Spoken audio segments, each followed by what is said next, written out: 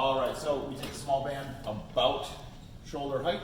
We're gonna start behind and back, keeping that wrist tight to the hips and tension in the band so that we feel pull in the shoulder.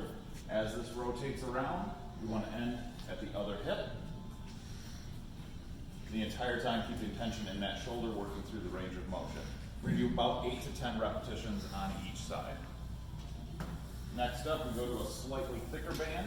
We'll start with both hands directly behind the back like so. We're gonna walk out until the band starts to pull us backward, and then sink the hips through and sit into the movement. Hold this about 20 to 30 seconds, and then walk back to release tension. And then we're gonna go to the overhead version.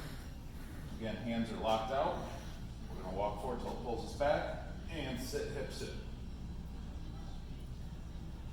20 to 30 second hold. Final band, we're gonna move up to the top. Grabbing the band like so, supinate the hand, keep this locked in place. While there's no tension in the band, we walk back till the tension starts to build, sit into it, and relax the shoulder so that this pulls and elongates that latissimus on the side.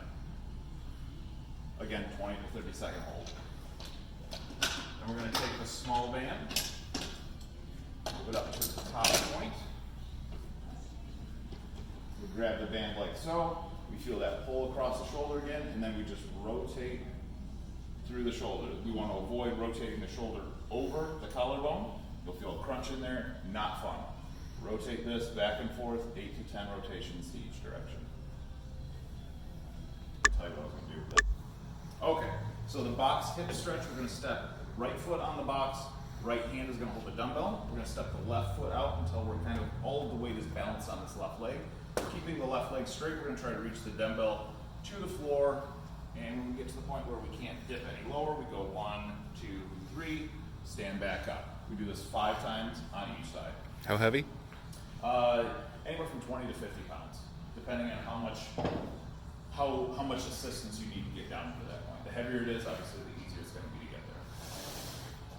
Box is roughly 12 inches. If you're able to hit the floor, raise the box up higher. Okay. The second stretch is called the couch stretch. So toes going to go up onto a box. We're going to bring the knee, the same foot onto the floor. Keeping this out in front to kind of push against, we're going to sit back onto this heel as far as we can. Should feel a big pull in the quad right here. And then we're going to further that stretch by taking this hand and pushing even further back, trying to arch the back to pull in that hip flexor. We're going to hold this 20 to 30 seconds, release, at 10 to 15 seconds. So this is the one you're recording. Oh, hi. This is the one we're going to go down into our lunge stretch. When we get into the lunge, we're going to push that back leg through the floor and slowly get deeper into our lunge.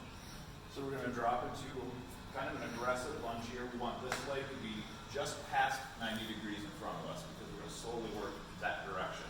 From here, arms are relaxed, staying loose. We're going to take this right leg, we're going to push that right leg through the floor to the point it's trying to lift that right knee off of the floor.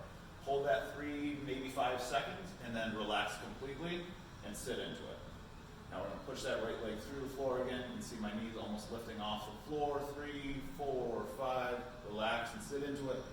The third step of this, we're going to push that knee through the floor, and then relax and sit forward into it. Now that hip should be at the lowest point it's going to get to, and we're going to kind of force it a little bit lower if possible by sitting down here, and we're going to hold as low as you can get comfortably with that hip. 1, 2, 3, keeping the hip where it is. Focus pulling those hands back. Now that hip should be down as far as it can get. Left hand grabs the knee, the ankle, excuse me.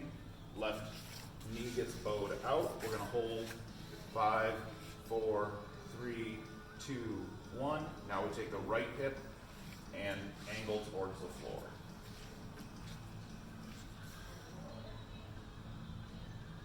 And relax.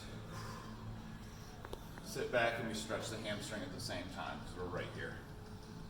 We just sit forward onto the hamstring. 5, 4, 3, 2, 1. And every time we do this, again, we're just working to the point of tension, not through it.